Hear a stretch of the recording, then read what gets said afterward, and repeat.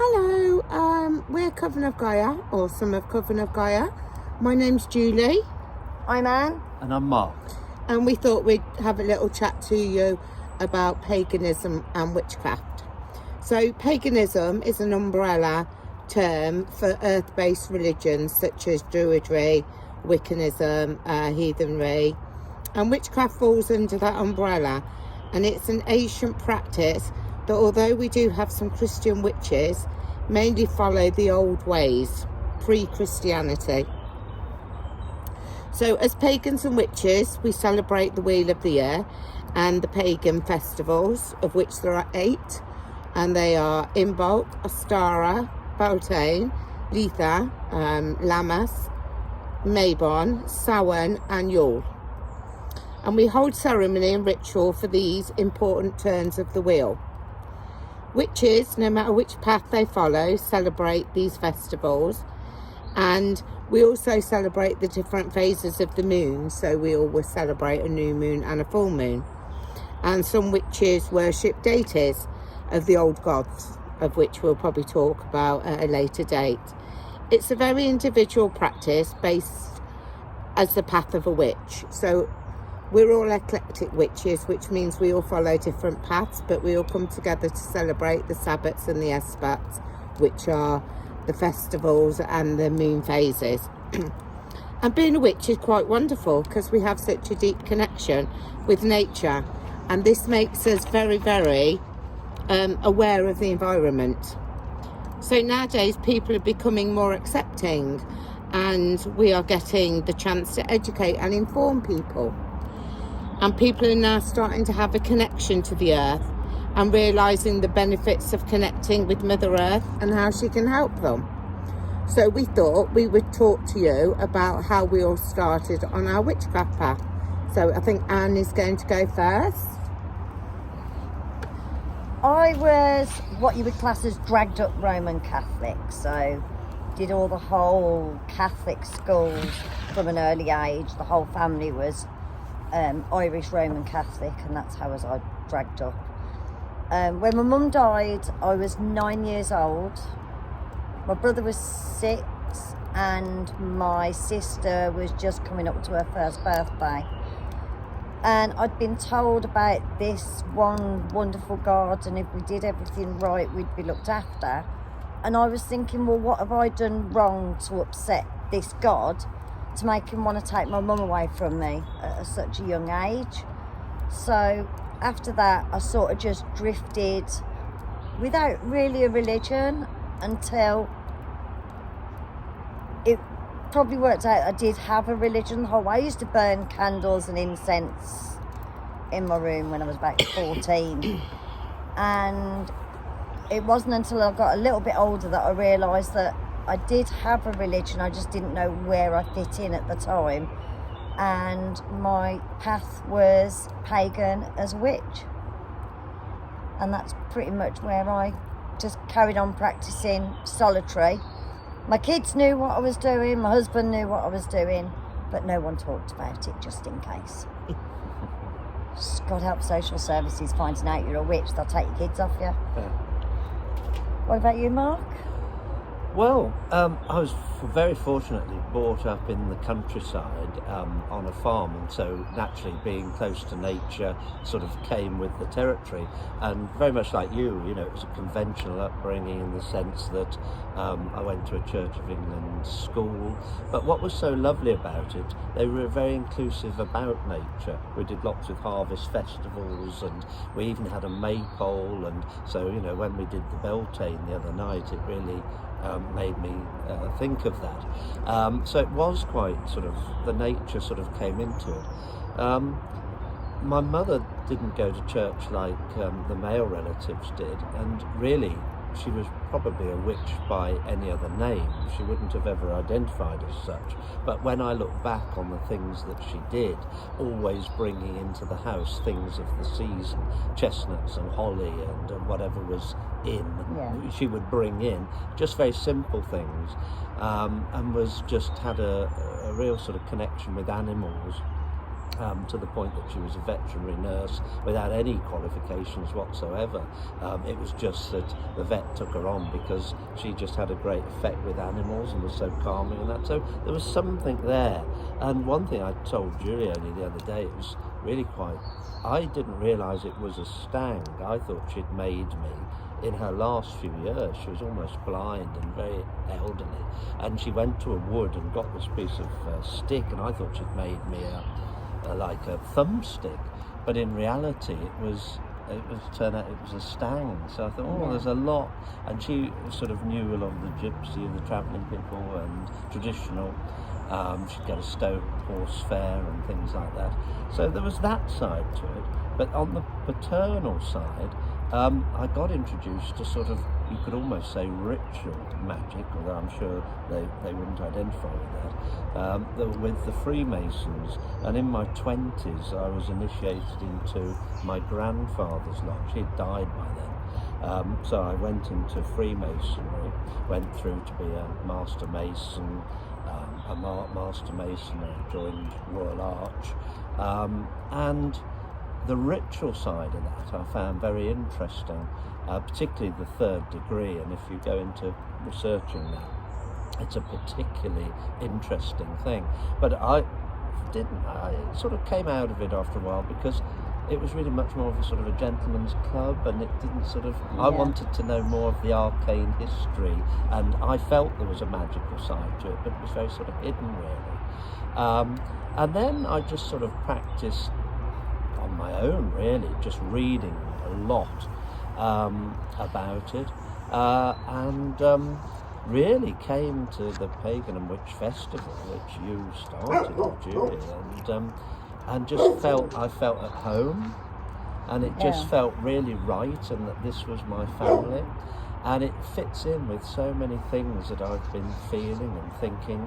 And why I love this, the Masonic thing was very male orientated, of course, and it's very structured, but I love the freedom and the intuition of being on the witch side in a more female dominated world. And I find, although there are men witches, of course that's what I am, but I feel that I have found the place on my path, and it happens. And if you're out there looking for your path, it sort of finds you. You know, rather than if you're desperately trying to find it and it won't fit, it'll come, you'll find the right place. Hello. Are you out of picture? If you just wondered what that was, it was this beautiful Rottweiler who's just making friends here, and he wants a lot of fuss.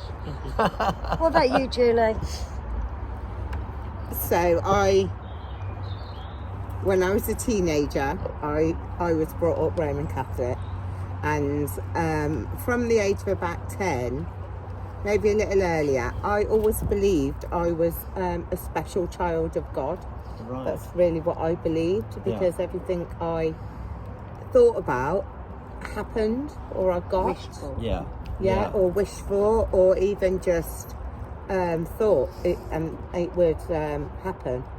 So I truly believed that I was this special child, or don't know why, but and I wasn't even sure why I was here. I always had this, why am I here? That was even from a very early age. Why am I here? What am I doing here? And I always knew there was something else. Anyway, when I got to my teens, I spent a lot of time reading, because obviously there was no internet then, so it was down the library, and I used to read books on witchcraft, and I had a special interest in astral projection. And I think when I was 15, I read my first book on astral projection. I think there was only one published actually by then. And then I carried on. I eventually realised that actually everything that happened, I manifested myself. So I wasn't a special child of God. I just could You were doing it for I could yourself. do it for, yeah. It's that song, isn't it? Girls doing it for themselves. And We're kids at that yeah. age. We don't No. realise what we're doing. and I carried on, and you know, there's so many examples. I saw my husband in a club, and I was like, oh, I would like to marry him, and he literally came over straight away and asked me out. Yeah. And we did get married, and we had some children. And then when my children were little, my oldest daughter Celine, she was born. I didn't realise at that time, but she was actually born on a new moon at the exact time the new moon rose. Oh. And I actually called her Celine, Oh. even though I didn't know that at the time. No. But obviously Celine means moon. Right. So little things like that. And then I carried on reading, and then one day I read a newspaper article about some witches in, I can't remember if it was the Shetland Isles or the Orkney Isles, and they had been seen by their children practicing ritual, and the children had gone to school and told the teachers, and all the children were taken into care. I remember that. Yeah, do I you can remember remember that? in the And, news. yes. I remember it. Yeah, and yeah. so that was it. I never Yeah. told, really. I had No. 2 young children, Yeah. so I literally didn't tell anybody what I did. course. A couple of my friends know, you know, when I came out as a witch, everyone I knew went, I knew you was a witch. No It one did- was it did- surprised. No It one was was a in the surprise. least bit surprised. They're like, I knew you was a witch, Well, because you always used to have to everything do you want things. always seems to Yeah. happen. What made me laugh Yeah. was when my daughter, because obviously I didn't practice openly, but when my daughter got married, one of her first questions to me was, it's in a church. Are you okay going into a church? You're not going to get struck by lightning or anything. I'm like that. No. Oh, hello. Oh. Someone wants some fresh just Oh, because it's his I think it's birthday. even more than that. It That's was not his his birthday. it's not his And birthday. so that was it really. And then about a good few years ago, I slowly started to come out. And the main thing that made me come out, because I'm not really, I've never been a big mixer, No. and I don't really read the news, so I don't see what happens in the world. And I didn't actually realise how much paganism and witchcraft had come to the forefront. Yeah.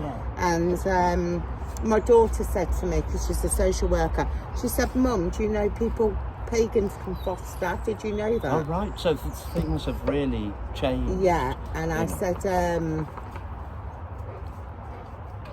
I said, wow. And she said, go on Facebook and have a look. There's loads of witch groups. And I was really shocked. Yeah. I was like, whoa. And then I got worried because I looked at some of these witch. And you know, I've spent 30, 40 years reading and learning about witchcraft. Yeah. And you had these young people telling other people how to practice witchcraft. Yeah, I knew. That And was one of the was like, things. and that was one of the things. And then I started to have weird dreams and weird connections with Mother Earth. And she told me to set a coven up, of which I didn't want to. But I did, and she sent all the people along for the coven. And then she said she wanted me to set a festival up for people to come together as a family and be Julie's able like to that. learn. I don't like people. And that's what I did, and that's how we ended up now, where we run 2 Facebook groups and we do TikTok spells, and we are always there to help people on their path if they need help. As well as holding 2 festivals a year. Yeah, as well as holding It's 2 just festivals grown here. so much, hasn't That's it? great. So when you started the ball rolling, it was you had basically had a dream. That I this had a is- dream. That this is what I would didn't happen. have a dream. I had orders Orders. from the Great Mother what she wanted me to do. Yeah.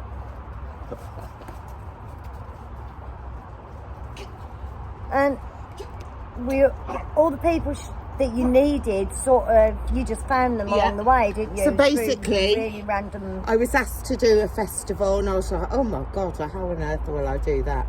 And do you know, everyone appeared that was there to help.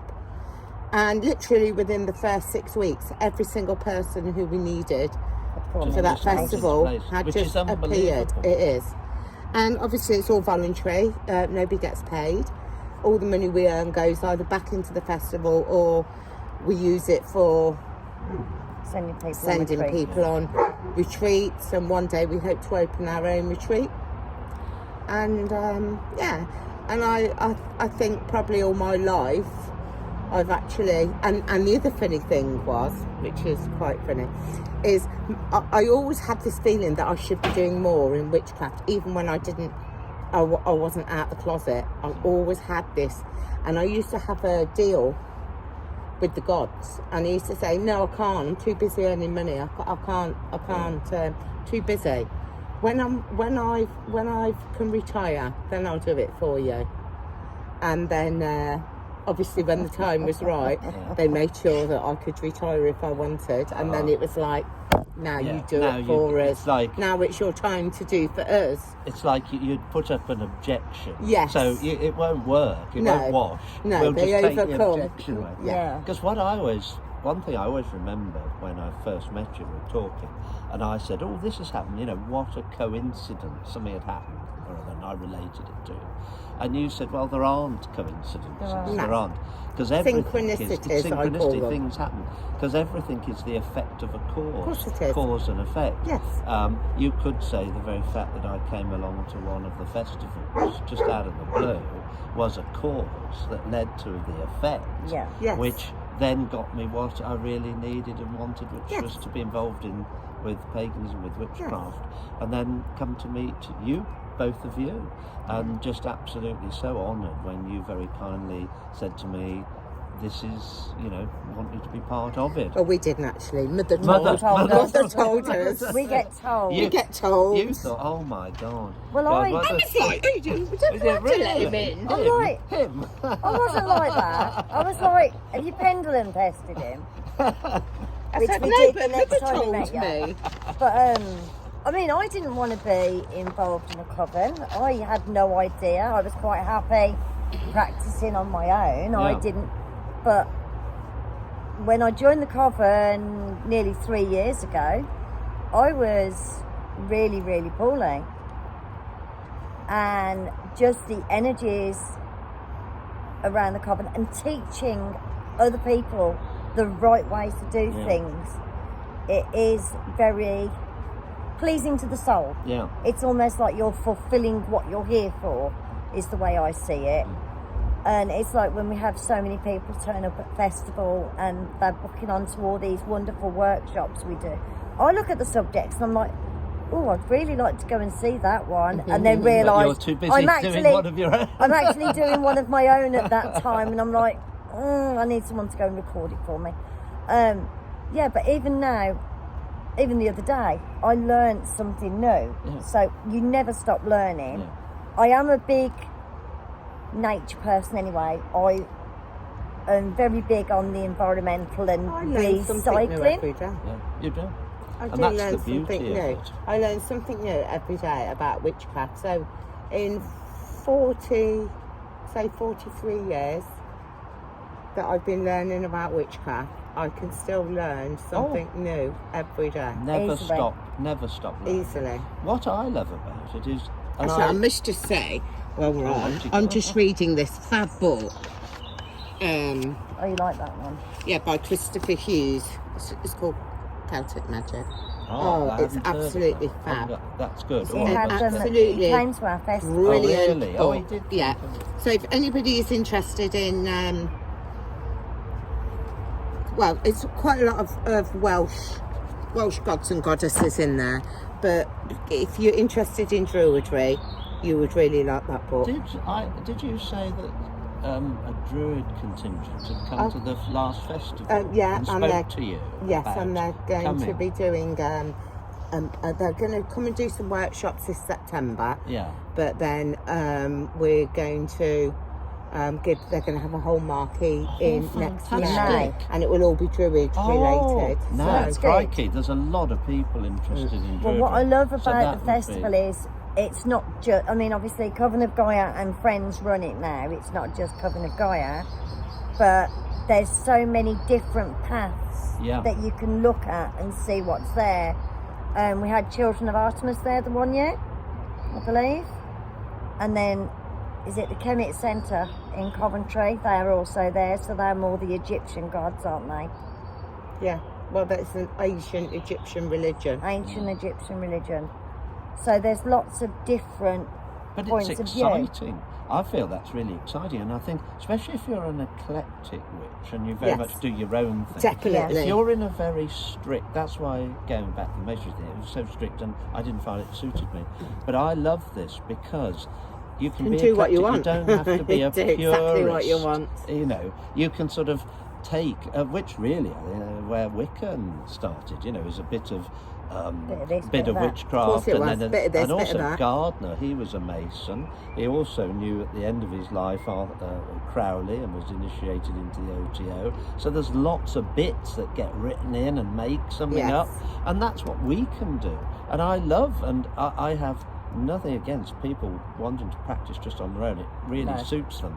But isn't it lovely to feel there's a place where they might not want to be fully into a coven, but a place where a couple of times a year they can come Go and learn new things and just be with people who have got the same heart, same soul, Yeah. and sort of I feel it's like a battery charger twice a year. Yes. And I feel so many people come that may be solitary and love being solitary, and I think that's fantastic. Not and everyone's when designed we're for not in the covens. coven, we're solitary witches.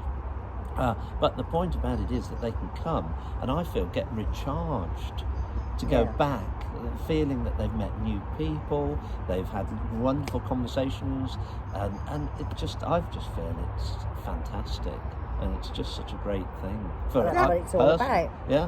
Job done. Right, we're done. Right, I think we better go now. We've waffled on enough. So, we'll waffle on again soon. Have a Thanks, nice guys. bye. Bye. Bye. Bye. Bye. Bye. Bye. Bye.